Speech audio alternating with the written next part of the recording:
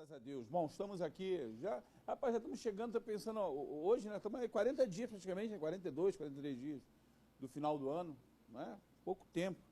Estamos também já indo para a parte final da nossa lição desse trimestre. Hoje teremos a lição 9, né? 8, perdão, lição 8, desculpa, lição 8, profecias messiânicas. No final a gente vai dar alguns anúncios aqui relativos ao NPC. Semana que vem a gente vai ter uma live bastante interessante sobre guerra cultural. Guerra cultural. Irmãos que ainda não estão entendendo o que está acontecendo, o negócio está tenso. E aí a gente vai descortinar, né, os rapazes lá do NPC, o Emanuel Felipe vai estar, o André Batalhão e o pastor Gilson Paulo vão falar sobre esse assunto bastante interessante. Todo dia, quem está lá no Facebook, está nas redes sociais, todo dia está vendo alguma coisa diferente acontecer e você está pensando, bom, o que é isso? Né? Parece que é um movimento orquestrado, e realmente é mesmo. Tem método, como eu digo, tem método. Então eles vão falar um pouquinho sobre guerra cultural. Dia 24 agora, na próxima quarta-feira, tá bom? Então os nossos internautas aí fiquem atentos quanto a isso, e a lição de hoje será ministrada pelo nosso querido pastor Ricardo Silva, a quem eu peço que recebam com muita alegria, com muito amor no coração. Né? Vamos orar pelo pastor Ricardo. Eu vou pedir para o pastor Fernando, fazer uma oração aqui com... Né? Fernando. Vamos orar. Qualquer lugar que você quiser, Fernando. Vamos ficar de pé, então.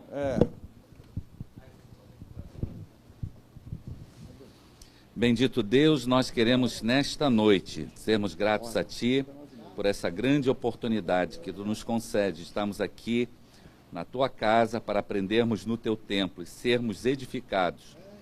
Nós te pedimos que a bênção do Senhor venha sobre o Teu servo, que irá ministrar essa aula, que seja para todos nós, de bênção, de edificação, de conhecimento contínuo a respeito de Jesus, a quem nós cremos e amamos. Abençoa-nos, Senhor, nesta noite, que o nosso coração seja qual uma terra fértil a receber a boa palavra, a boa semente. Em nome de Jesus. Amém. Amém, Jesus. Glória. Amém.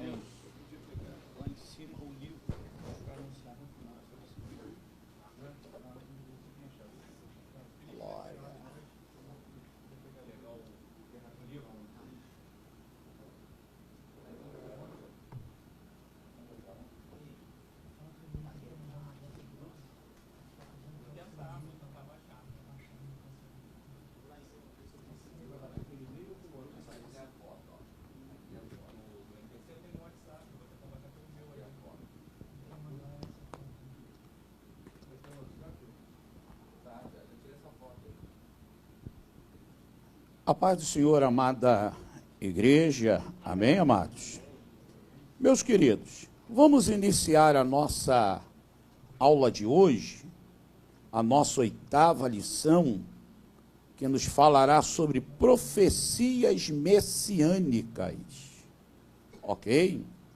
Bem, eu quero primeiramente ver com os irmãos aqui os objetivos. Na verdade, os objetivos dão a direção daquilo que devemos lecionar no domingo. Então, se faz necessário lermos, entendermos, evidentemente, aplicarmos.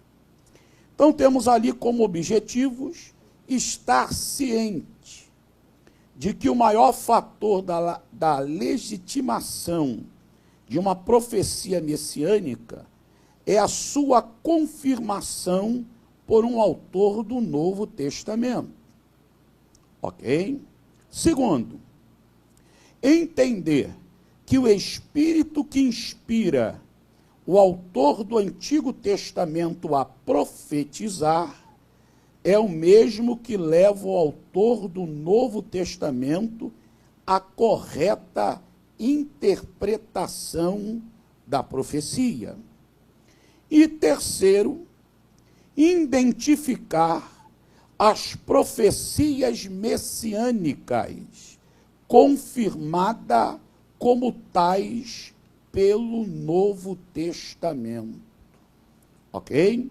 Bem, então são os nossos objetivos são as diretrizes assim apresentadas para que possamos seguir nesse próximo domingo aí e alcançar êxito nas ministrações.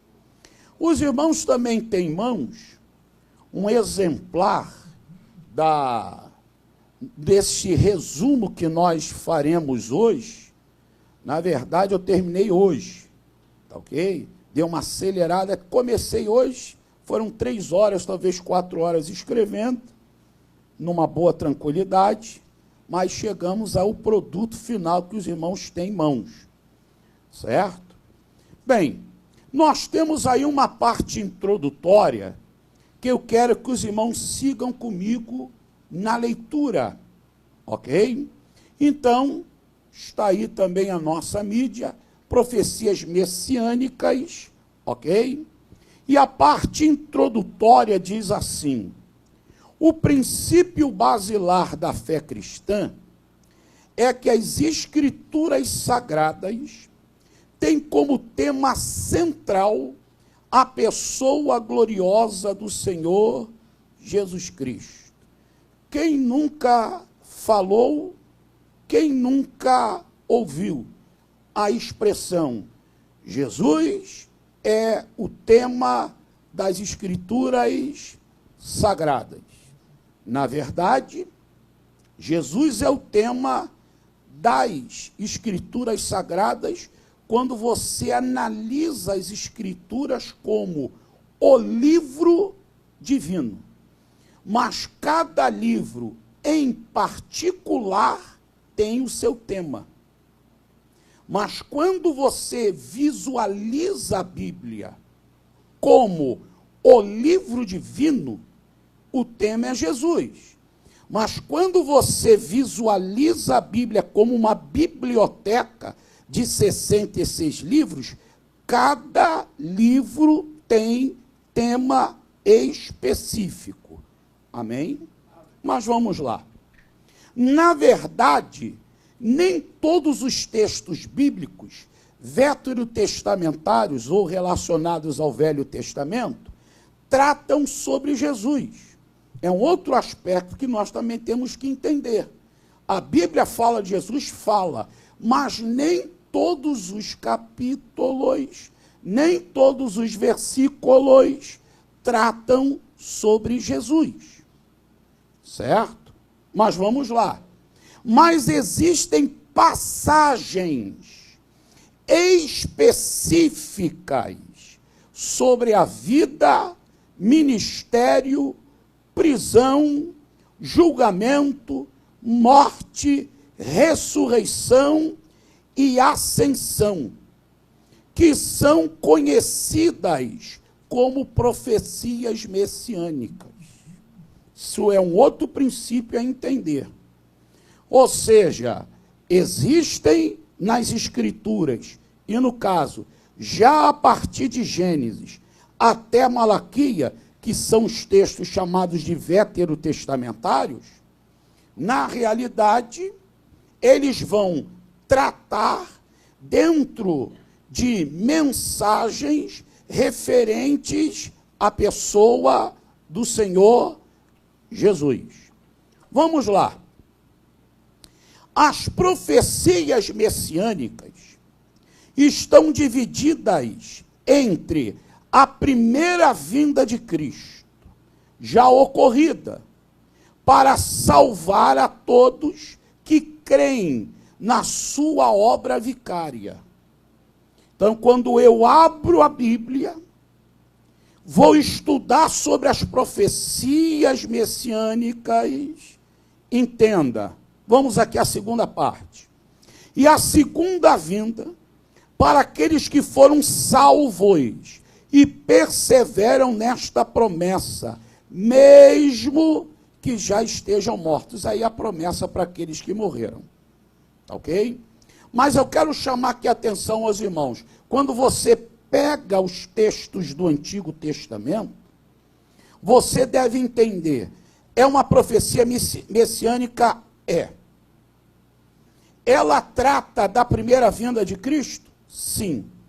Então, se trata da primeira vinda, cumpriu-se. E aonde tem essa referência?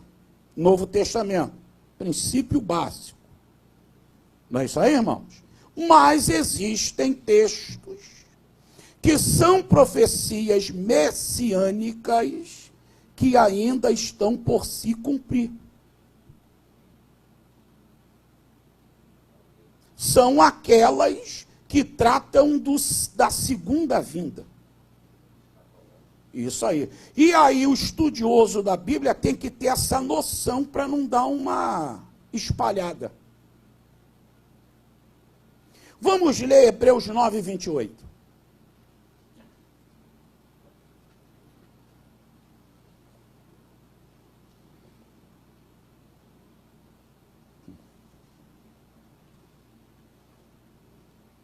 Quem achar pode ler.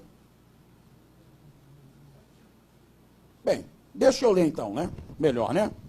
Assim também Cristo, oferecendo-se uma só vez, para levar os pecados de muito, aparecerá segunda vez sem pecado aos que o esperam para a salvação.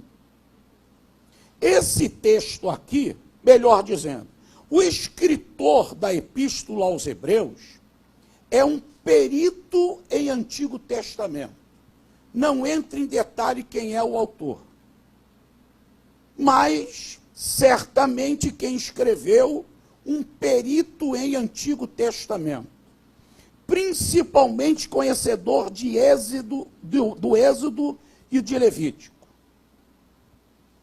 E era também um profundo conhecedor do sistema ritual dos levitas e também do tabernáculo.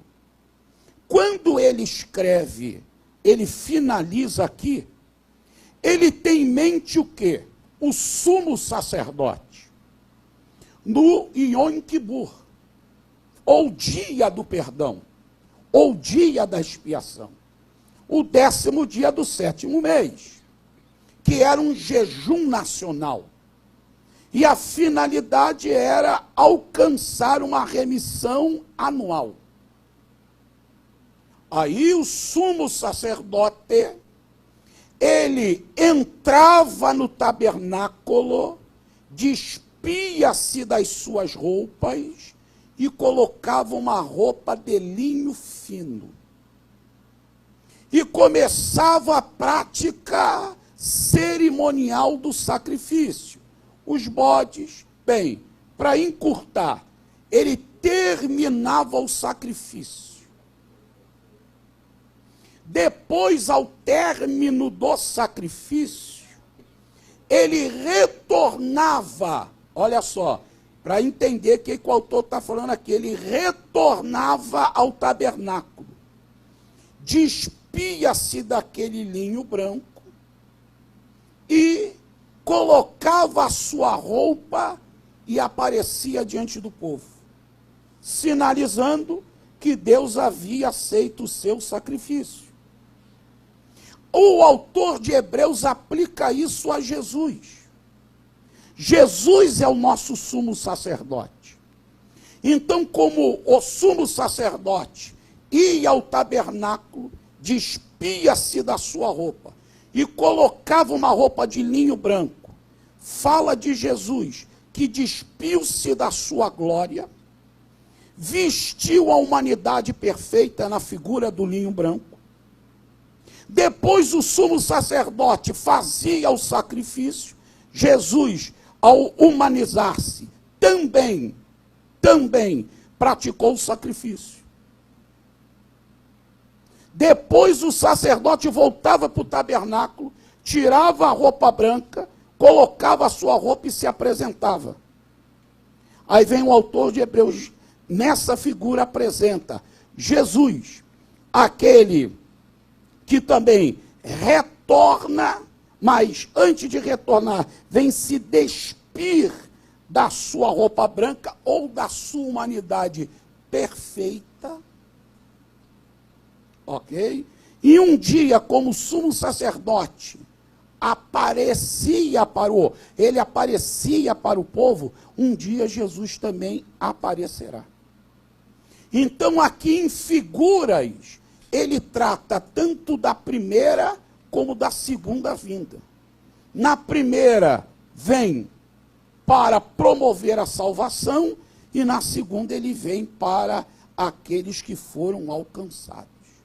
Então, irmão, observa que quando a gente fala de profecia bíblica, é bom dizer, existem profecias diretas ou diretamente ditas, e tem aquelas que são em figuras. E o estudioso da Bíblia precisa entender isso. Mas vamos lá. Vamos agora voltar aqui à apostila. As profecias messiânicas tiveram a sua origem no próprio Deus, diante da queda do primeiro casal no Jardim do Éden. Vamos parar para entender isso? Já sabemos, pelos nossos estudos referentes às 7 lições passadas, que a origem, a causa das profecias, elas residem em Deus. Só existe o ministério profético porque Deus desejou se comunicar. Só isso. Agora, vamos também entender que a primeira profecia messiânica não é oriundo dos lábios de homens, é dos próprios lábios de Deus. Esse é um ponto importante para ser ressaltado. A primeira profecia messiânica vem dos lábios de Deus. Então, ali no Éden, ele é o primeiro profeta. É o primeiro evangelista. É o primeiro pregador do evangelho. Ok? Então, as profecias messiânicas tiveram a sua origem no próprio Deus, diante da queda do primeiro casal no Jardim do Éden. Então, o casal cai e Deus agora propõe o plano de salvação. Gênesis 3,15. Continuando. Deus, como a causa primária da mensagem profética, usa mensageiros para diretamente apresentar à humanidade o seu plano de salvação através do seu amado Filho. Então, qual é o propósito, um dos propósitos referente às profecias bíblicas? Das profecias messiânicas, é manifestar ou deixar claro, deixar evidente, deixar nítido o propósito salvífico de Deus para a humanidade. Então, as profecias messiânicas mostram um plano de Deus. E aí, Deus começa em Gênesis e vai desaguar com essa promessa de salvação. E veja que eu só estou falando da primeira vinda em Malaquias. Daqui a pouco a gente chega lá. Certo? Mas em cada livro, ou Deus falou diretamente, ou Deus falou por figuras. Mas é sempre uma profecia. Ou literalmente, ou forma figurada. Vamos lá. As profecias messiânicas, está aí, seguem a linguagem literal e figurada. Ok, irmãos? Que, na verdade, é as duas linguagens que todos nós usamos também. Ou a linguagem literal, pé da letra, ou, às vezes, para você falar acerca de algo, você cria uma figura. Bem que quando você chega no campo de hermenêutica, a linguagem figurada, biblicamente falando, ela pode ser alegórica, tipológica e simbólica. E você tem que entender o que cada uma é para não misturar no meio do balaio do gato. Tá certo, irmãos? Mas Deus falou literalmente. Mas Deus também falou por figura. Ou seja, o tabernáculo é uma figura de Jesus. Um exemplo, o altar de holocausto, ok? É uma figura de Jesus como nosso Salvador. E aí você tem que ir detalhando, ou seja, Deus fala do seu projeto, Deus fala do envio do seu Salvador, Deus fala do Messias, ou através de forma literal ou figurada. Então aqui, ó, é cheia a Bíblia. Vamos continuar. As profecias messiânicas seguem a linguagem literal e figurada. Segundo Jefferson Magno, no livro As Grandes Defesas do Cristianismo, que infelizmente já não se vende mais, tá ok? Segundo ele, existem 400 profecias sobre o Messias no Antigo Testamento, olha só. Existe também um apologista, a gente tem que entender a diferença de apologista para polemista, né, irmão? Apologista defende a igreja diante de governos. Polemista defende a igreja diante de heresias. É diferente. Então, às vezes, apologista, tem que entender, apologista e polemista é a diferença de um do outro. Tá ok? Então, vamos lá. Segundo um grande apologista, Joseph McDowell, escrevendo alguns dos seus livros, ele disse que existem 300 profecias messiânicas referentes à primeira vinda de Cristo. Tá certo? Bem, se um diz que é 400, outros 300, tudo bem. O importante é que a Bíblia fala. Tá certo, irmãos? Bem, continuando. A última profecia messiânica encontra-se no escrito do profeta Malaquias, que é Malaquias 4:2. Então, qual é a primeira profecia messiânica? Gênesis 3:15. Qual é a última profecia messiânica? Malaquias 4:2. Pronto. Então, isso é um resumão, mas é interessante que a gente faça essa reflexão. Vamos lá. A importância das profecias messiânicas. Nunca se esquecer, uma aula, ela não é fácil, como também não é difícil. Mas o professor tem que tornar ela fácil para os seus alunos. Se o professor não entende, não espera que os alunos entendam. Ok, irmãos? E outro detalhe, não existe assunto que eu exauri. Existem assuntos que eu vi por uma óptica.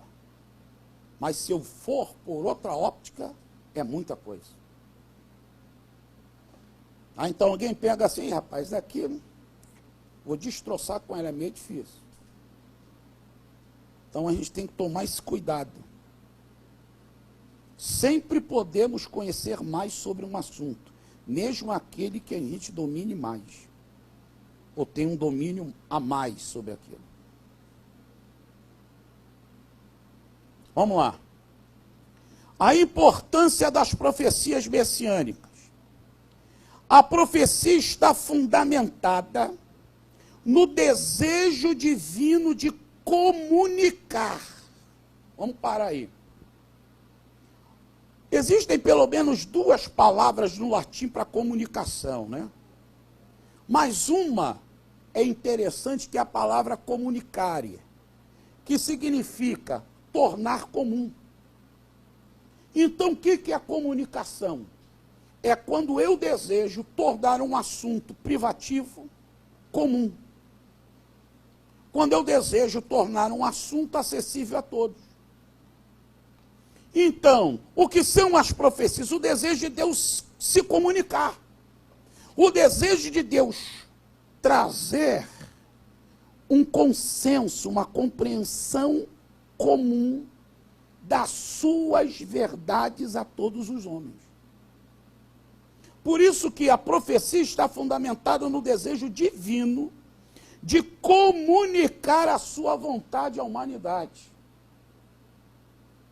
E aí, Deus, ao princípio de comunicação, Deus é o comunicador, Deus usa o intermediário que é o profeta, a mensagem é a sua palavra e os ouvintes somos nós. Receptores. Isso aí. Ouvintes ou receptores. Certo? Leis. Certo? Mas vamos lá. Jesus é o centro dessa comunicação e revelação sobre a pessoa divina. Ou seja, em Jesus nós temos o desejo de Deus em tornar conhecida a sua vontade. E em Jesus nós temos o princípio da revelação, do descortinar, do deixar ser conhecido. Ok? Não esquecer que Jesus é o verbo. Não é isso aí, irmão? Interessante que essa expressão verbo só é usada por João. É uma doutrina exclusiva de João. Por isso que o ensino sobre o verbo é uma doutrina joanina. Ele fala 4 vezes no Evangelho, uma vez na Epístola e uma vez em Apocalipse. Então Jesus é o verbo, é o logos, é a via da revelação de Deus. Ok? Mas ali também nítido fica a sua divindade. João capítulo 1, versículo 1 e versículo 14. Aquele, no princípio era o verbo, o eterno, que estava na eternidade. Interessante que esse princípio de João é anterior ao de Gênesis, porque o de Gênesis é o princípio da criação. O de João é o princípio da eternidade. Se houve princípio na eternidade, Deus ou Jesus estava na eternidade. Certo? Então ele é eterno. No princípio era o verbo estava com Deus, distinção de pessoas, mas comunhão de pessoas. E o verbo era Deus. Ele não torna-se Deus, ele era, nunca deixou de ser. E esse que é eterno, que é distinto do Pai, que tem comunhão com o Pai, que é o próprio Deus, 14, se humaniza. E o verbo se fez carne. Ok? Então ele revela com exatidão quem é o Pai. Então conhecer as profecias é conhecer essa revelação de Deus acerca de Jesus, ou através de Jesus. Vamos lá. Primeiro, a importância das profecias messiânicas. Através das profecias, podemos identificar quem é o Messias. João, precursor do Mestre, envia 2 dos seus discípulos com a seguinte pergunta. Olha a pergunta. João, ouvindo no cárcere falar dos feitos de Cristo, enviou 2 dos seus discípulos a perguntar-lhe: és tu aquele que havia de vir? Ou devemos de esperar outro? Mateus 11, 2 e 3. Olha o teor da indagação. Tu és o Messias ou não? Se é, nos diga. Também, se não é, também nos diga. Veja que provavelmente essa não é uma dúvida de João, mas é uma dúvida de discípulos de João. Porque João sabia quem era Jesus e o evangelho de João, o apóstolo, diz que João Batista sabia. Correto, irmão? Mas bem, sem entrar nesses detalhes, mas voltando ao que interessa, olha a resposta de Jesus. Jesus com maestria responde. Respondeu-lhe Jesus: ide e anunciai a João as coisas que ouviste e vedes. Os cegos vêm, os coxos andam, os leprosos são limpos, os surdos ouvem, os mortos são ressuscitados e os pobres é anunciado o evangelho. Amém. É, isso aí. Na verdade, o que Jesus está dizendo? Jesus está falando, olha, vai a um texto de Isaías e veja as marcas e sinais do ministério do Messias. E depois me diga quem eu sou. É isso. Ou seja, o que Jesus está falando? As profecias me identificam. Olha a importância das profecias messiânicas. Jesus não disse nem que sim, nem que não. Jesus só falou, está aí as escrituras. Não são estudiosos? Vai lá. Aí, para resumir, vamos a Isaías 32:3. Vamos lá? Aí estão as profecias que, na verdade, Jesus as cita. Vamos lá? Isaías 32. 3.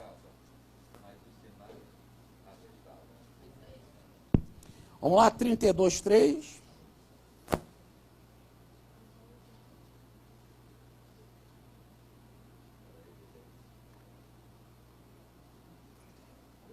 Vou ler. Os olhos dos que veem não se fecharão, e os ouvidos dos que ouvem estarão, que irmãos? Abertos. Observe que esse 32 fala de um reino de justiça, fala de um rei que vai reinar com justiça. Vamos aqui ao capítulo 35, versículo do 1 ao 6. Ali diz, o deserto e os lugares secos se alegrarão, o ermo exultará e florescerá como a rosa.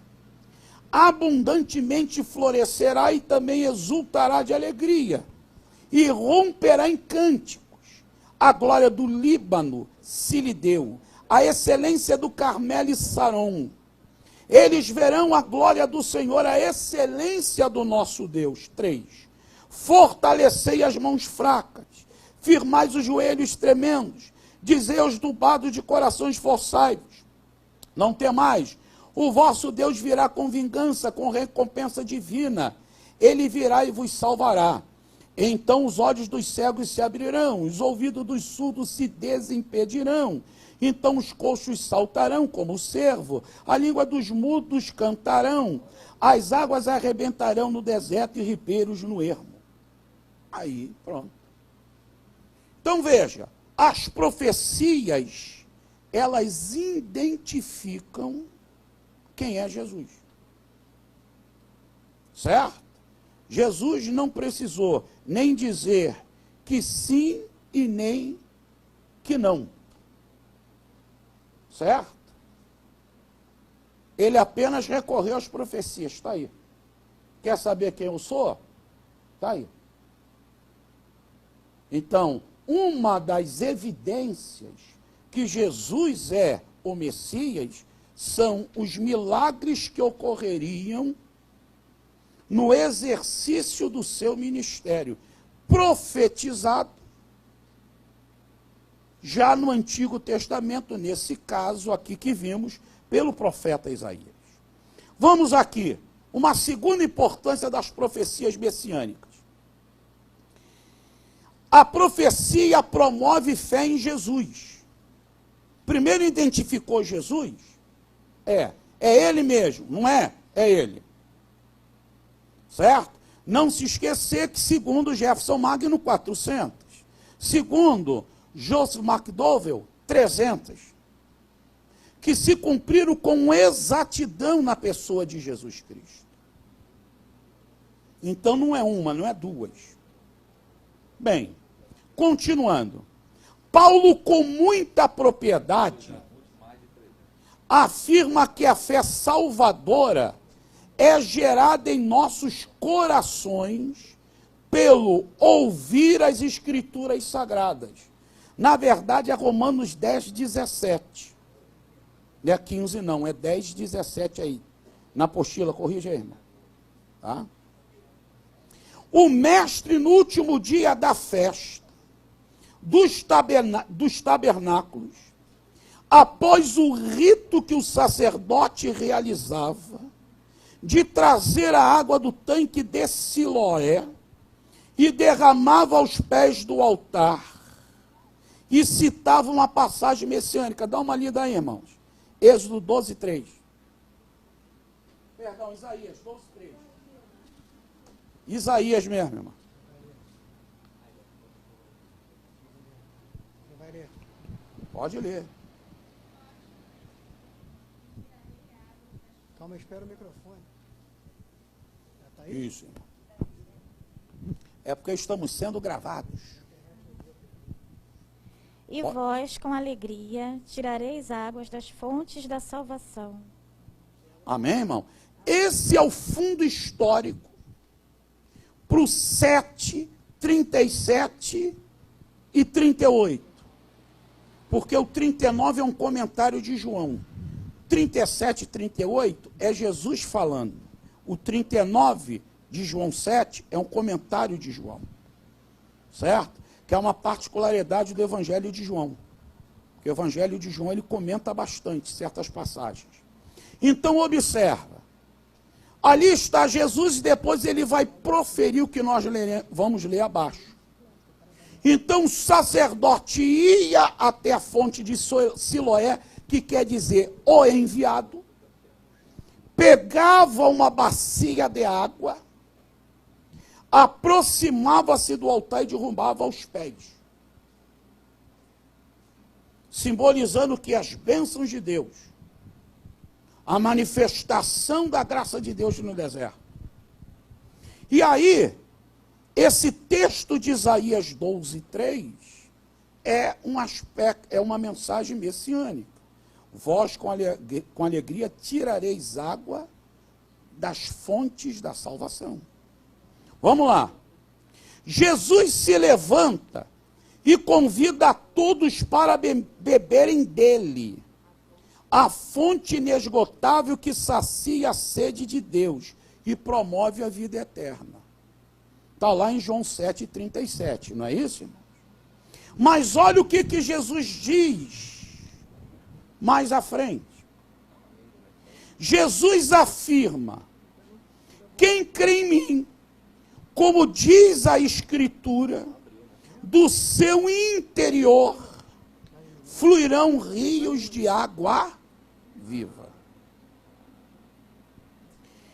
O mestre recorre aos escritos proféticos para comunicar àquela geração que a genuína fé é fruto que das verdades bíblicas. Veja o que Jesus diz: quem crê em mim. Mas Jesus ele cria um padrão. Para crer nele, tem que ser segundo as Escrituras. Aqui, irmãos, só que na época de Jesus não tinha Novo Testamento. Só tinha o quê, irmão? Antigo Testamento. E o que tinha no Antigo Testamento? Profecias messiânicas. Então Jesus fala, ó, quem crê em mim, quem for lá nas profecias, e aí Jesus, por isso que Jesus se colocou como a água, entendeu? Porque a água de João 7,37 corresponderia à água de Isaías 12,3. Por isso que ele fez essa comparação. Aí ele fala, quem crê em mim, como diz as Escrituras, padrão, quer ter fé? É através das Escrituras. E eu só posso ter fé por causa das Escrituras. E essa fé aqui é uma fé salvadora. Porque existem níveis de fé. Quando a gente fala de fé, cuidado, que é bem amplo. Mas essa fé é salvadora. Quem crê em mim, como diz as Escrituras. Jesus criou esse padrão. Então Jesus deixa nítido que através das profecias se promove fé nele.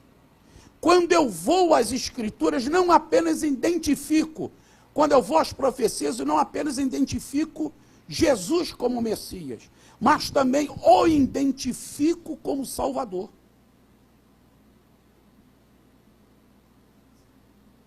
Certo? Porque ela me levará a entender Jesus como Salvador. Bem, vamos aqui, dar uma lida em João 5,39, 46 e 47 do mesmo livro e capítulo. Então, quem achar, só levantar sua mãozinha, o irmão levará o microfone até o meu amado ou a minha amada, e assim o irmão lerá com bastante força. 5,39, né, pastor?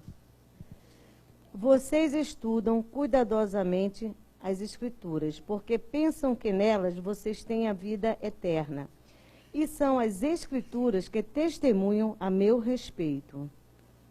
Continuo? Agora o versículos 46 e 47. 46. Se vocês crescem em Moisés, creriam em mim, pois ele escreveu a meu respeito. Visto, porém, que não creem no que ele escreveu, como crerão no que eu digo? Ok, irmãos? O que Jesus está falando a judeus?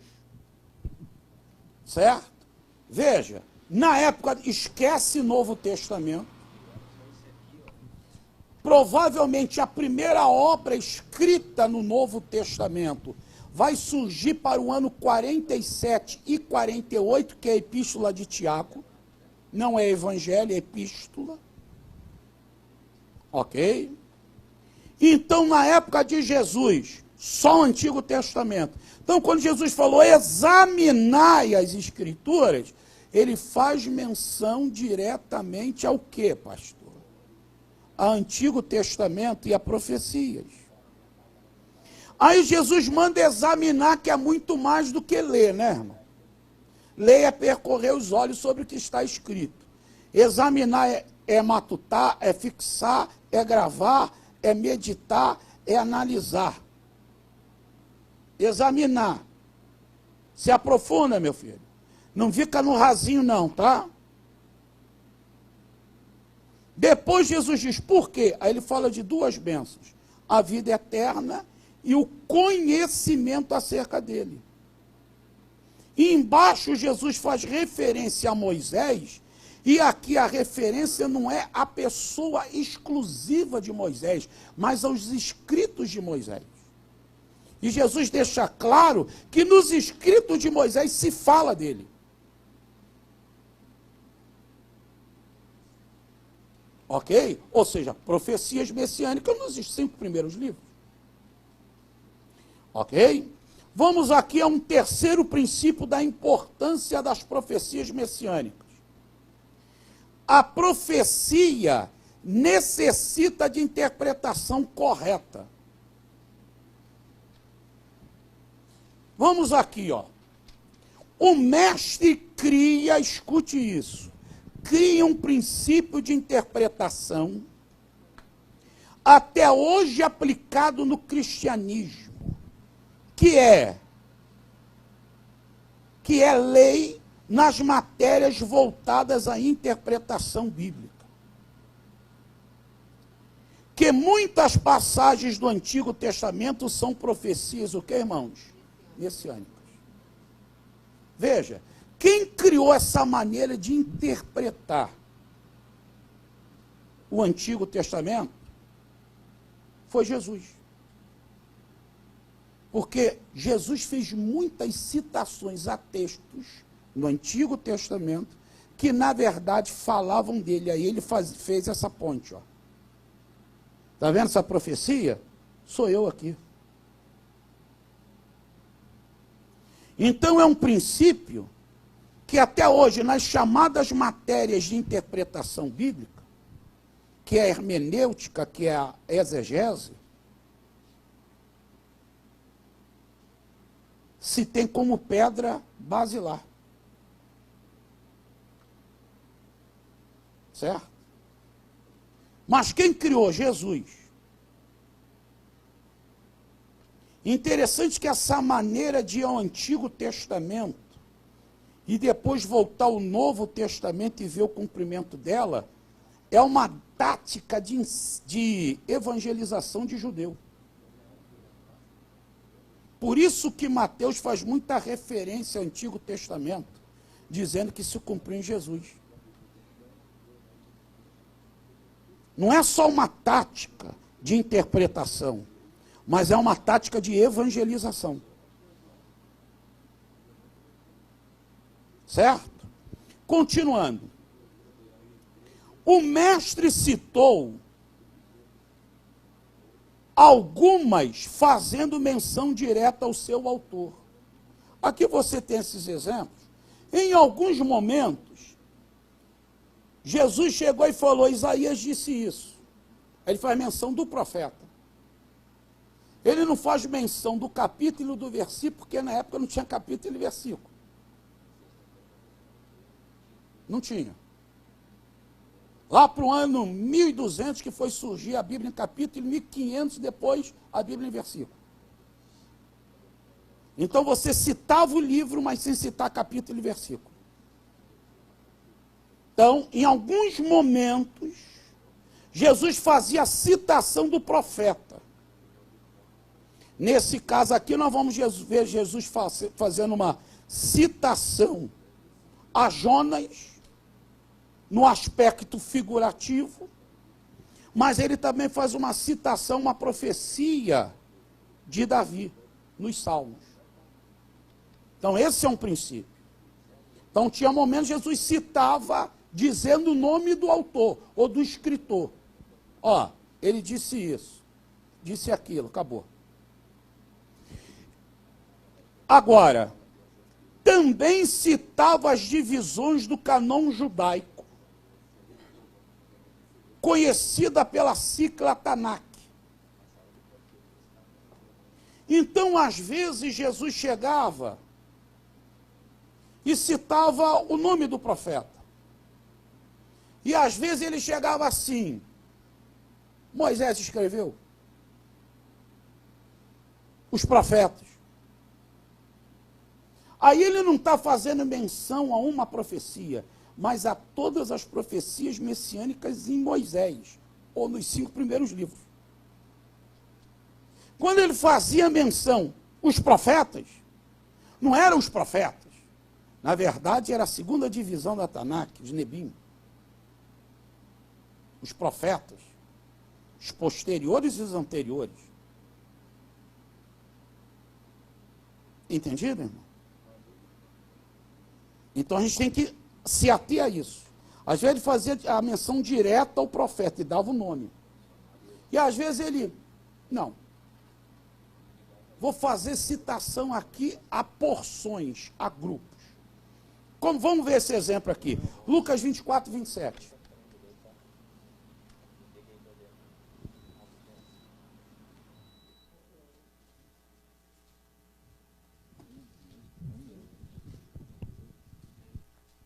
Pode ler, irmão. E só esperando aí, ó, o abençoado está chegando cheio de gás. Quem é?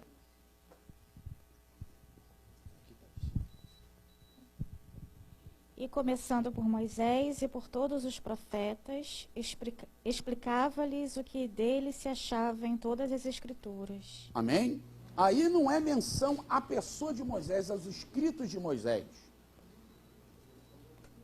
E aí os profetas, as porções. 44. Diz aí, Jesus lhes disse, são estas palavras que vos falei, estando ainda convosco, que era necessário que se cumprisse tudo que de mim está escrito na lei. Certo? De Moisés, nos profetas e nos salmos. Aqui estão as 3 divisões, como nós já estudamos, aqui eu não vou argumentar, mas quem esteve na EBD, se não me engano, 2 lições atrás aí, né, irmão?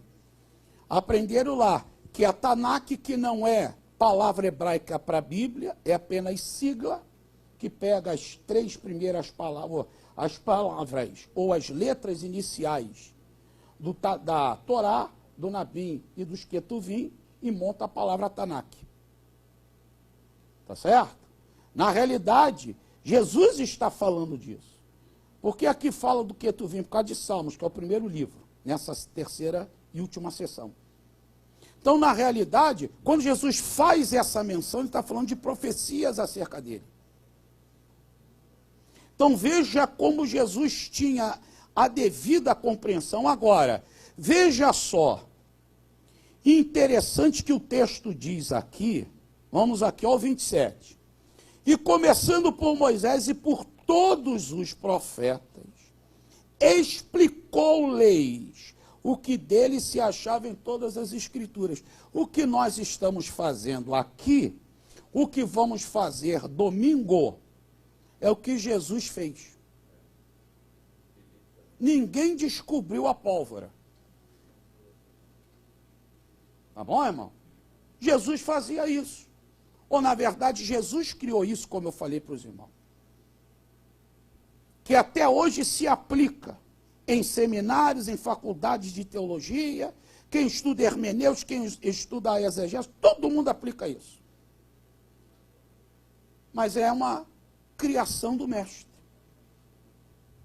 Certo? Então, veja, não é só citar o Antigo Testamento, tem que explicar. Então, tem gente que cita o Antigo Testamento, mas não explica, complica.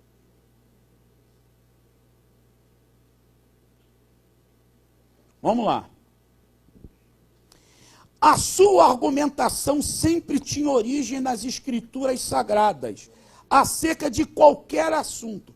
Qualquer assunto que vinha, Jesus colocava a Bíblia na frente. Lembra-se acerca do assunto do divórcio. Jesus colocava a Bíblia. O papo de Jesus era a Bíblia. Vinha alguém, bababá, toma aqui, velho, Bíblia, tá bom para você? Vai. Não me chateia mais, não. Não é isso, irmão? Vamos lá, continuando. Ó, de qualquer assunto, citava, explicava e aplicava. Esse é um princípio. Jesus citava o texto, explicava, porque tem gente que adora citar muito texto da Bíblia e não explica nenhum do texto que ele citou. E às vezes ele cita texto que choca um com o outro. Porque você tem que citar texto que se encaixem. Aí o cara, 10 versículos, cara, caramba, que mente é essa? Nenhum se encaixou. Se você for colocar e falar assim, esse não bate com esse também não, e esse, meu Deus, para. Porque não é a citação só, é a explicação. Veja o que Jesus fazia, Jesus citava e explicava. Ok? Então, veja lá, Jesus citava, explicava e aplicava. Ricardão, só um minuto, só, não é nada a ver com a coisa, né? Só para um anúncio aqui. Irmãos, alguém aí que está com o Renault Sandero branco, alguém tem um Renault Sandero branco? Irmão, se puder tirar lá, o pessoal lá precisa lá para... E o outro é um carro prata ao lado do parquinho, do paredão. Não, aqui dentro. Aqui dentro. Oh, então não é esse não. Não é não. Não é ninguém daqui. Amém, irmão. Graças a Deus, todo mundo é na vigilância, né? Não. Fique em paz, irmão. Deus, você já recebeu o livramento. Tá certo? Então vamos lá.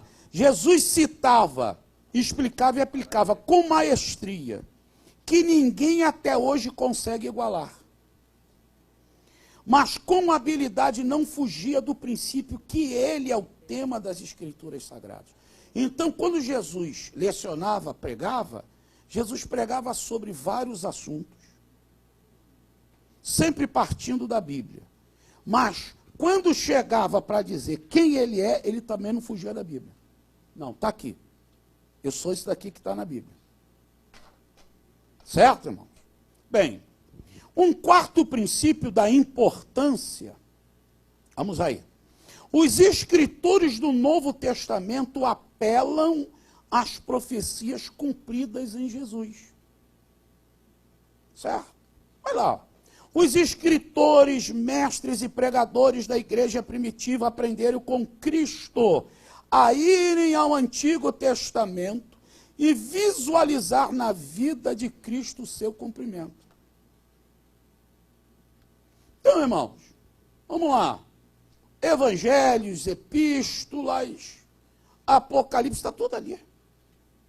Interessante que o Apocalipse é o livro que mais cita o Antigo Testamento, né? Também é o último livro da Bíblia. Para entender Apocalipse, tem que entender toda a Bíblia, né? Aí tem gente que quer entender Apocalipse e nunca leu a Bíblia, então não tem jeito. É como você pegar um livro de 13 capítulos e ler o 13º capítulo final. E os 12 anteriores não li, então você não entende nada da história. É? Mas vamos lá. Então, isso é um princípio. Que os autores do que nós chamamos de Novo Testamento mantiveram.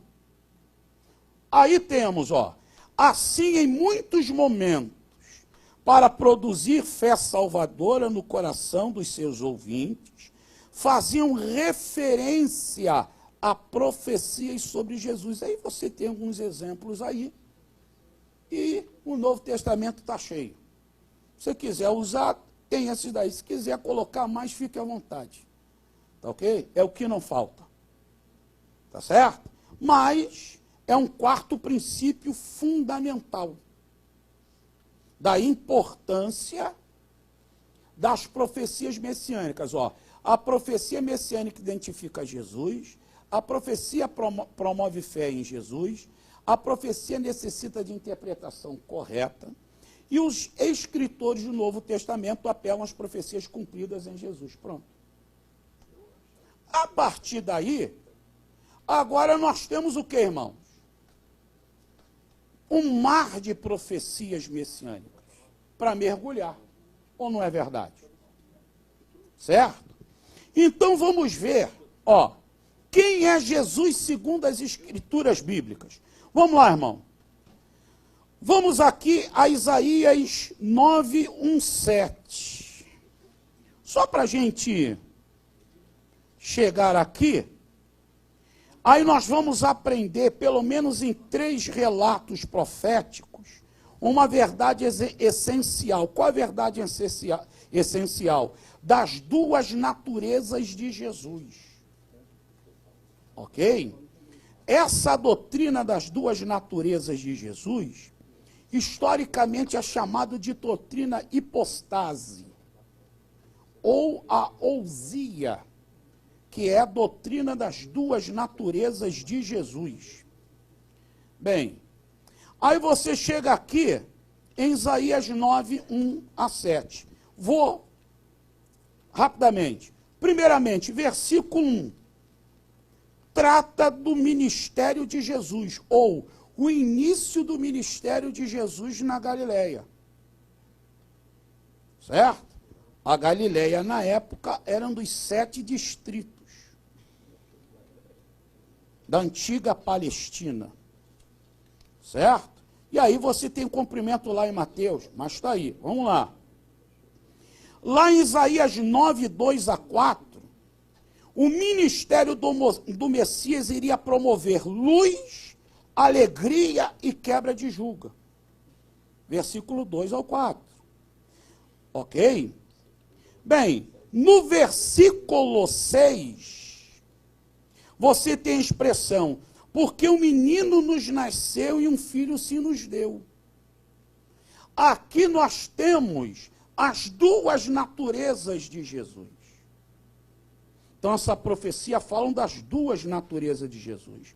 Primeiro, como menino ele nasce, humanidade. E como filho ele é dado, divindade. Ok? Então, estamos visualizando essa profecia. Na passagem de Isaías 9:6, temos 8 revelações sobre Jesus. Vamos lá. Menino, fala da sua humanidade. Filho, sua divindade. Principato, fala da sua realeza. E depois, maravilhoso, conselheiro, bem que no texto original não tem vírgula, é maravilhoso conselheiro, mas algumas vêm vírgula. Mas vamos lá. Maravilhoso conselheiro, Deus forte, Pai da eternidade, príncipe da paz. 8 revelações sobre Jesus aqui. Ok?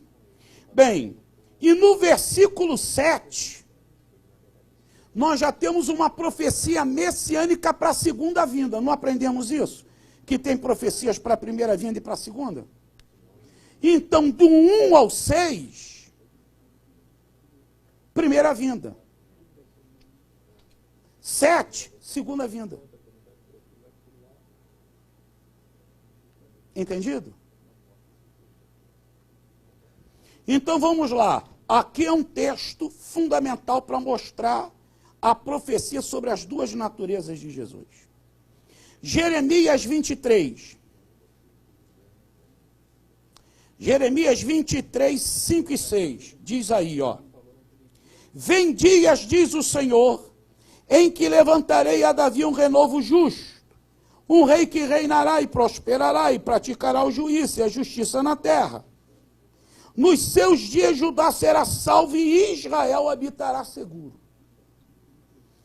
Este será o seu nome com que o nomearão, Senhor, nossa justiça.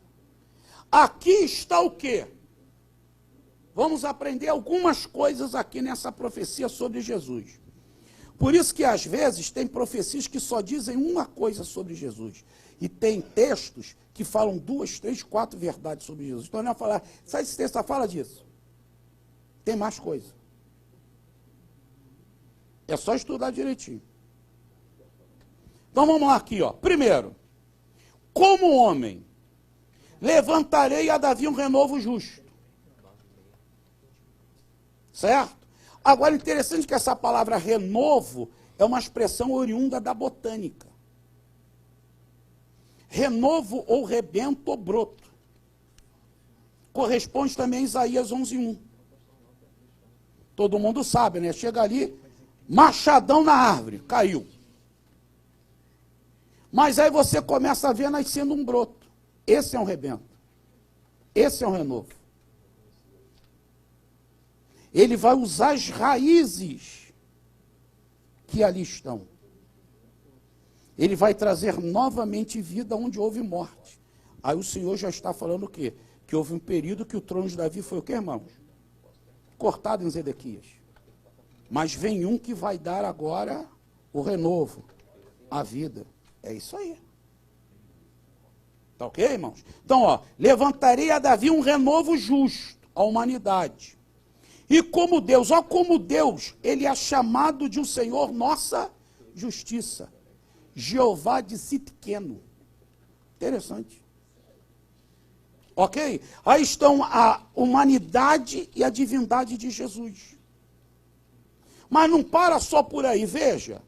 Se fala de um descendente de Davi. Porque o texto diz, levantarei a Davi um renovo. Fala que a segunda vinda, que ele vem para ser rei, literalmente, na segunda vinda, o seu reino será marcado por prosperidade, juízo e justiça. É que eu falei, você tem texto profético que fala da primeira vinda e da segunda vinda. E você tem que ter a noção de distinção. Senão você faz um balaio de gato. Continuando aí, ó. Aí fala de promessas. Qual a promessa? Tá certo?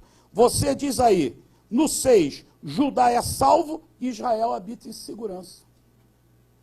Então, promessas que virão através desse Messias, salvação e segurança. Certo? Vamos ainda a mais uma profecia que fala das duas naturezas de Jesus. Miqueias 5:2.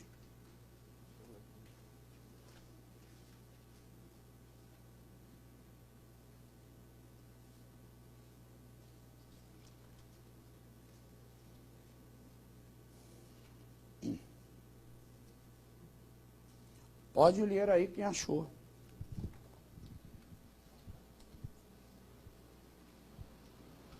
Bem, deixa eu ir lá. Ah, já chegou. Pode ler mesmo. Mas tu, Belém Efrata, embora pequena entre os clãs de Judá, de ti virá para mim aquele que será o governante sobre Israel. Suas origens estão no passado distante, em tempos antigos.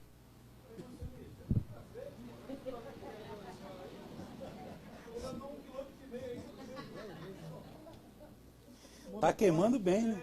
Quem daria aquela versão do mundo da escritura que ela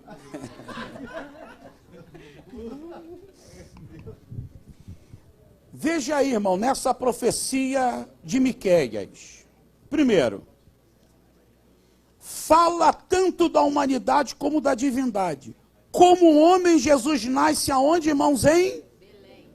Mas como Deus, as suas saídas são desde os tempos antigos, desde o dia da eternidade. Então, aí se fala de dois fatores, tempo e eternidade. Como homem, ele tem um tempo, mas como divino, ele é eterno. Tempo e eternidade. Tempo, ele vai nascer em Belém. Humanidade. Mas como Deus, o atributo exclusivo divino, eternidade. Certo? As duas naturezas. Bem, continuando. Em Belém, casa de pão, que é a tradução, né, Bethlehem, que já é a expressão hebraica, só que no árabe é a casa de carne, eles não traduzem como a casa de pão. Vem o pão da vida e dos céus. Interessante que Jesus não se chama só de pão da vida, ele se chama de pão dos céus e da vida. É só ler João 6. Certo? Quando você continua lendo essa profecia, diz aqui, ó, mas tu, Belém Efrata, posta que é pequena entre as milhares de Judá, de ti me sairá aquele que há de reinar em Israel. Rei. Se você ainda continuar pegando aqui, ó, fala de Judá. E fala de rei. Aí você tem que recorrer lá para Gênesis. Correto? Quando você chega lá em Gênesis, você já tem Jesus, uma profecia falando sobre o que, irmãos? Sobre o leão que é da tribo de Judá. Realeza. Fala de cetro, fala de leão. Correto? Tudo aplicativo o quê? A realeza. E a cor da bandeira de Judá é um azul celeste, celestial. Fala que o rei é divino.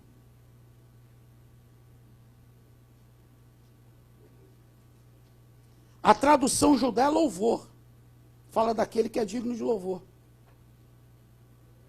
Então, se você se debruçar sobre uma profecia, acabou a aula. Entendeu? Então vamos lá. E aí tem um atributo da pré-existência. Ou seja, o que o texto está querendo só? Ele vai nascer em Belém de Efrata. Mas ele é pré-existente. Antes de existir qualquer coisa, ele já existia. Porque, ó, está aqui, ó, desde os dias da eternidade. Certo? Então está aí. Quando chegamos lá em Gênesis 3,15, que como já foi dito aqui, a primeira profecia messiânica proferida por Deus, então o primeiro profeta messiânico é o Pai. Nós já falamos isso, não é heresia não, isso é certeza. E na verdade todos os profetas falaram o que o Pai disse para eles. Tá ok? Vamos continuar. Jesus teve um nascimento distinto. Afinal, para ocorrer a fecundação, é necessário macho e fêmea. No caso de Jesus, só teve fêmea. Continuando. Uma manifestação de poder operando milagre. Deus abriu a madre de mulheres inférteis, mas até o momento e depois nunca mais realizou um milagre como esse, de uma virgem gerar um filho. Então esse milagre é exclusivo. Ah, chegou lá e abriu madres de mulheres inférteis, indiferentes da idade. Beleza. Está cheio na Bíblia. Mas agora o caso de Maria, não. Certo? O criador da lei quebrou a lei. Falou, não. Precisa de mais fé, mas aqui vai ser um negócio bem diferente. Certo? Vamos lá. Princípio. Todos somos sementes do Pai. Na verdade, quem tem semente é homem. Mulher não tem semente. Tanto que a palavra semente no grego é sêmen.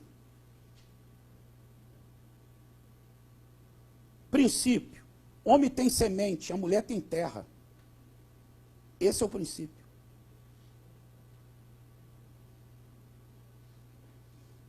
Certo?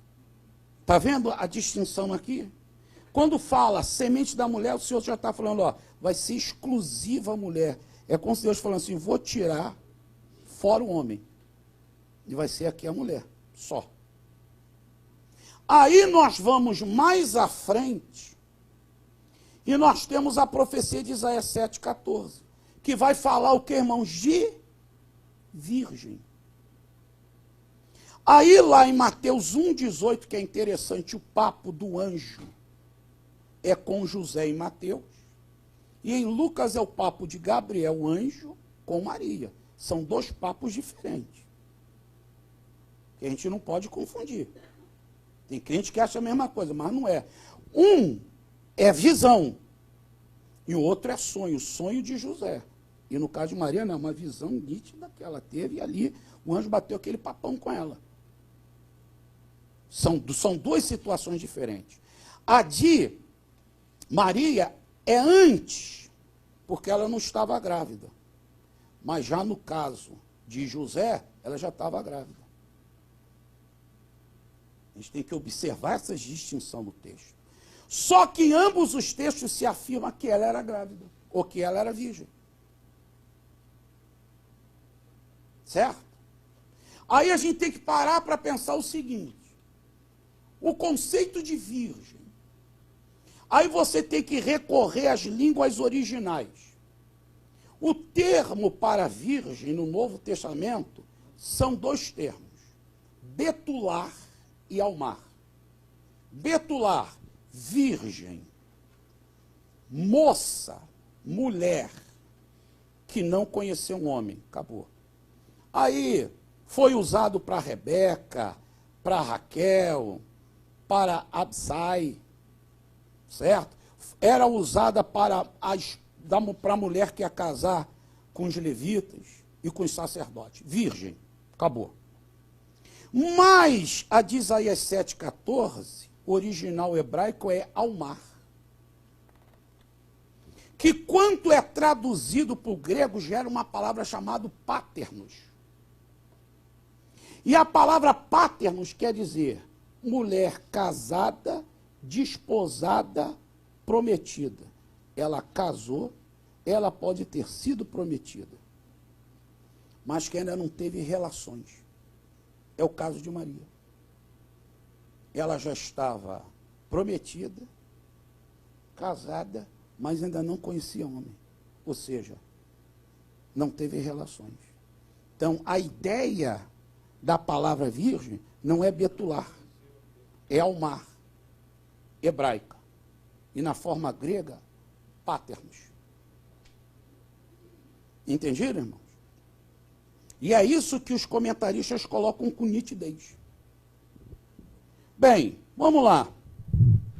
O servo. Vamos dar uma lida ali, irmão. Em Isaías 42, do 1 ao 3.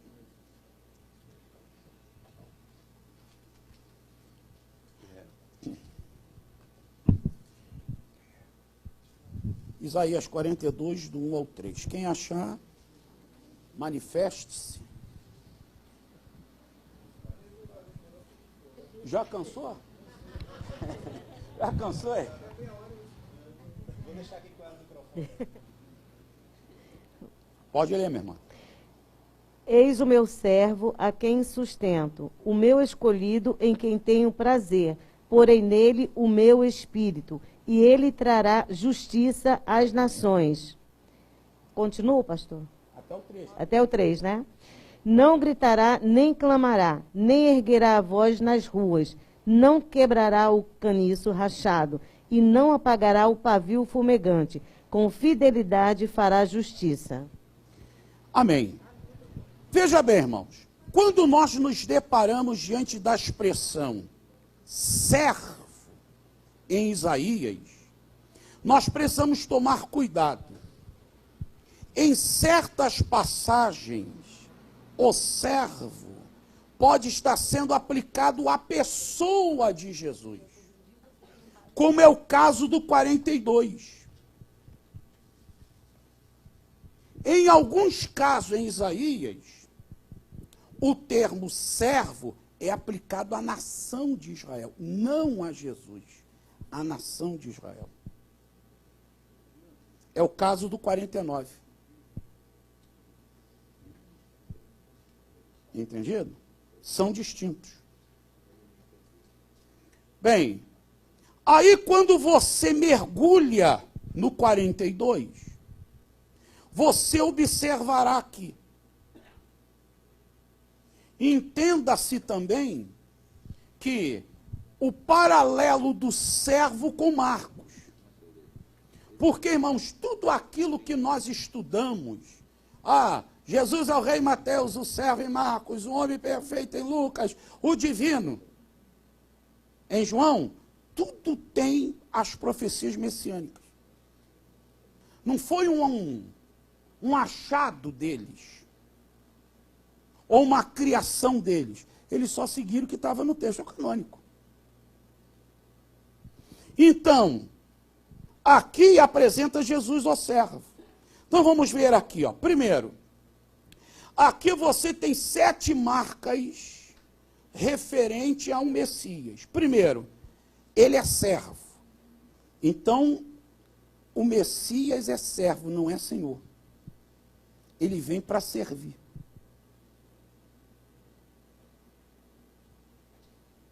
Observe princípios interessantes que pode ter uma certa diferença em versões, mas na maioria segue isso, ó. O meu servo, precedido de artigo definido, pronome possessivo e servo em maiúsculo. É princípio, a própria gramática também é princípio de interpretação. Vamos lá. Primeiro ele é servo. Depois Deus diz, a quem sustenho? Segunda marca. Terceira marca, é eleito. Quarto, comprais a minha alma se alegra. Não se esqueça que em determinados períodos o Senhor diz, eis o meu filho amado em quem me compraz, em quem eu tenho alegria. Vamos lá. Próxima, porém o meu espírito. Esse espírito é o Espírito Santo. Não se esquecer da descida do Espírito Santo sobre a vida de Jesus, em forma corpórea de pomba. Ok? Continuando aí, ó. Aí, ó, sobre ele justiça produzirá. É a sexta. E a última, não clamará, não se exaltará, nem fará ouvir a sua voz na praça. Isso fala sobre o seu caráter humilde. São 7 marcas do Messias. Agora, o versículo 3 é interessante. Aqui vai, ó, a expressão figurada para cana ferida e pavio que apaga, ou que fumega, não apaga, fumega, né? Corresponde a tipos de pessoas que o Messias se relacionaria no seu ministério. Veja bem, antigamente para você, no período de Cristo, período do Antigo Testamento, para você fazer uma flauta, você cortava um junco, com habilidade procurava tirar o miolo. Caso você lhe faltasse habilidade, você ferisse, furasse, não tinha mais valor. Aí você pegava aquele junco e jogava onde? Nas estradas. Aí quem passava o quê? Pisava. Aí vem aqui a expressão, a cana ferida, o quê? Não será quebrada. Aí se fala de pessoas que Jesus encontraria no seu ministério. Pessoas que estariam feridas, mas Jesus não deu o golpe final nelas. Um exemplo é aquela mulher adúltera. Ela estava ferida. E tantos outros. Aí você estuda a Bíblia com cuidado e coloca lá, tá, irmão? Mas não inventa muito, não. É direto, tá? Porque às vezes a gente viaja demais. Porque a gente, às vezes, no afã de querer uma interpretação, a gente violenta a Bíblia, né, irmão? Sabe disso, né? Tem gente violentando a Bíblia, né? Tem um escritor que diz o seguinte, a Bíblia sofre mais com seus expositores do que com seus opositores. Então tem gente muito fazendo exposição e violentando a Bíblia. Costumo dizer que tem um momento, pastor, que Paulo deve olhar assim e falar assim, meu Deus, chama o médico. Vou parada cardíaca aqui. Vou morrer. Tem momentos, chama o Lucas, tem momento que o Espírito Santo fica assim, ó. Não, para. Ficou já feio. Mas vamos lá. Agora, e o pavio? Candeeiro, cheio de azeite, pavio de algodão. Seca-se o azeite, pavio vai queimando, vai fumegando. E se você não correr e colocar azeite, aí se fala de pessoas esgotadas que Jesus encontraria. Mas ele não as apagaria. Entendido, irmão?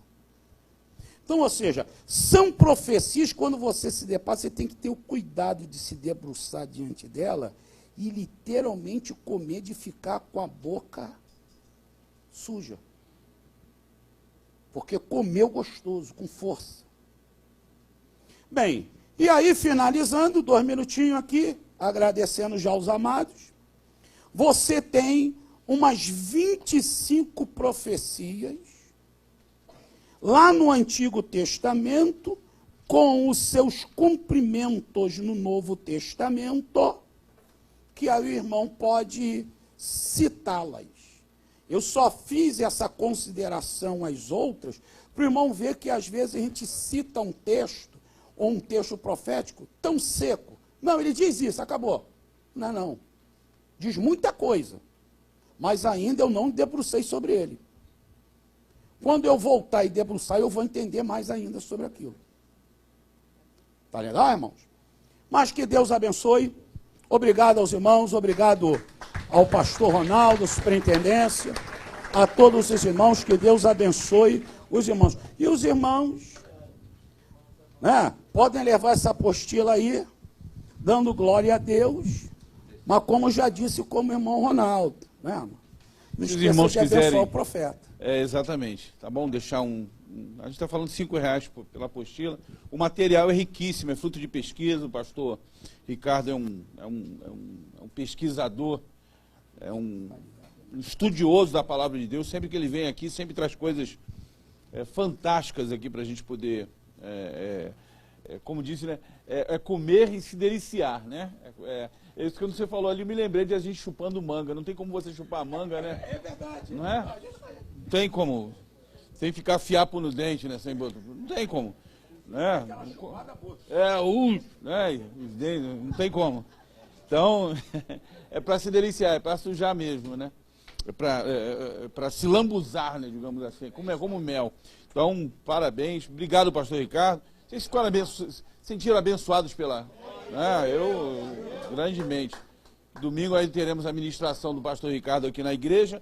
Os irmãos, como eu disse, que quiserem, você não é obrigado, não é compulsório, se quiser, né, ajudar, vai ser bênção.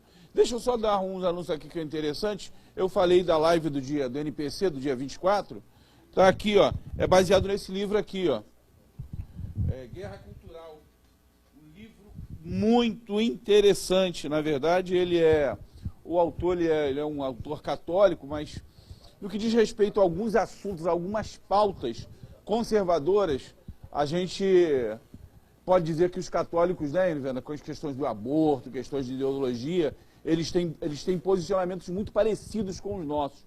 E esse autor aqui tem uma veia literária muito interessante. E nesse dia, o assunto da live do NPC vai ser a guerra cultural e o cristão. Nós vamos divulgar, né, os links para você entrar, quer dizer, não precisa de inscrição prévia. Lá na fabricaebd.org, a reunião vai ser pelo Zoom, Vaninho? Pelo YouTube?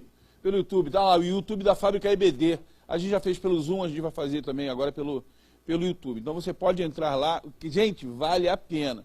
A gente todo mês agora, né, a gente vai dar uma pausa agora em dezembro, deve voltar em janeiro. Todo mês a gente tem algum assunto interessante, importante, atual, né, contemporâneo, para discutir, para trazer luz, né, para abrir o entendimento do povo evangélico sobre esses assuntos aí, esses temas que estão perturbando a família brasileira, estão trazendo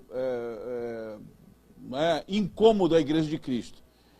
E se é uma guerra, mano, temos que aprender como lutar, né? Então, o Felipe, o André Batalhão e o pastor Gil São Paulo vão trazer para a gente aí algumas informações importantes sobre o que está acontecendo e como é que a gente pode, né, fazer oposição a isso.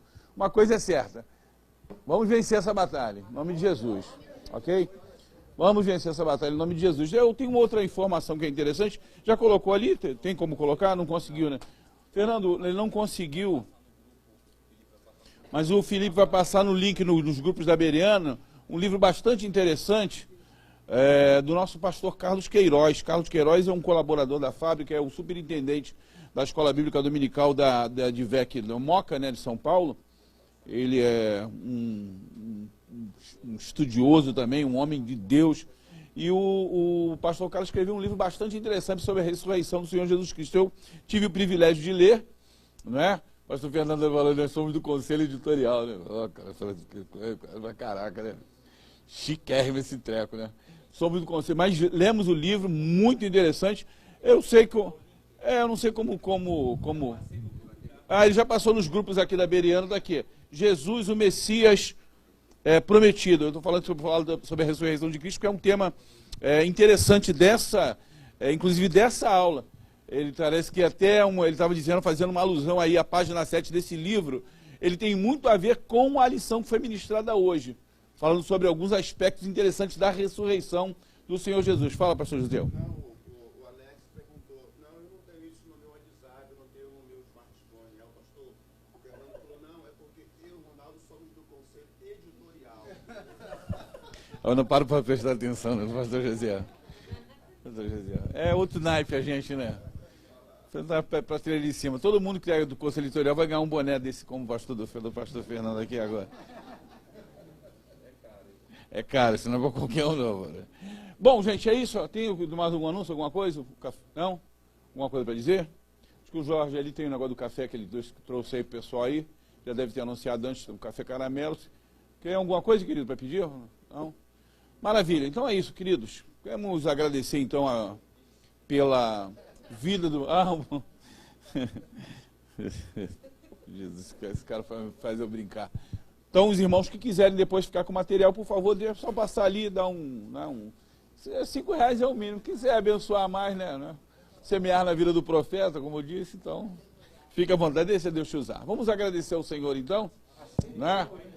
Eu queria falar, não, mas não, tua irmã chegou ali atrás, está me olhando desde que chegou. Porra. Aceito euro, o pastor Ricardo aceita euro. Ô, pastor, só para falar que o valor que o senhor está falando de R$5 porque, de fato, a preparação demanda um tempo. Não, é verdade. Estou falando isso aí, é só o preço da impressão, para pagar o preço, os custos da impressão. Isso não tem valor o que se produz nisso, não. Isso por favor, nem se discute isso, né? Vamos lá? Adorar o Senhor, então. Senhor, te louvamos por esta noite, por podermos estar aqui na tua presença, pela instrumentalidade do teu servo, pastor Ricardo Silva, que ministrou essa lição, Senhor, trazendo, Deus, para nós, Senhor, coisas importantes, Senhor, a respeito das profecias messiânicas, abrindo, Deus, os nossos olhos para que possamos, ó Deus, compreender cada vez mais, Senhor, as tuas escrituras, Senhor, entendermos, ó Deus, que a tua palavra realmente é verdade, Senhor, que a tua boa mão, Senhor, conduziu os escritores, Senhor, através do Espírito Santo para nos trazer e revelar, ó Deus, esta palavra. Muito obrigado, ó Deus, pela vida do teu servo, pelos estudos, Senhor, que ele tem feito, Senhor, e que tem partilhado conosco, que a tua mão possa estar sobre a vida dele, Senhor. Obrigado, Deus, pelo dia de hoje, também pela ministração de domingo, a cada uma das pessoas que estão aqui nesta noite, que tu possas, ó Deus, guardar os seus corações, seus sentimentos em Cristo Jesus. Abençoa, Deus, os nossos internautas. Toma, Deus, nas tuas mãos, Senhor, as nossas vidas. Abençoa, Deus, a irmã Sueli, que colaborou muito, Senhor, com essa lição de hoje, lendo os versículos. Deus abençoe a sua vida. Em nome de Jesus, te agradecemos. Amém. Cadê a irmã Sueli? Pô, orei. Foi embora, pô. Fica pra brincar com ela, né?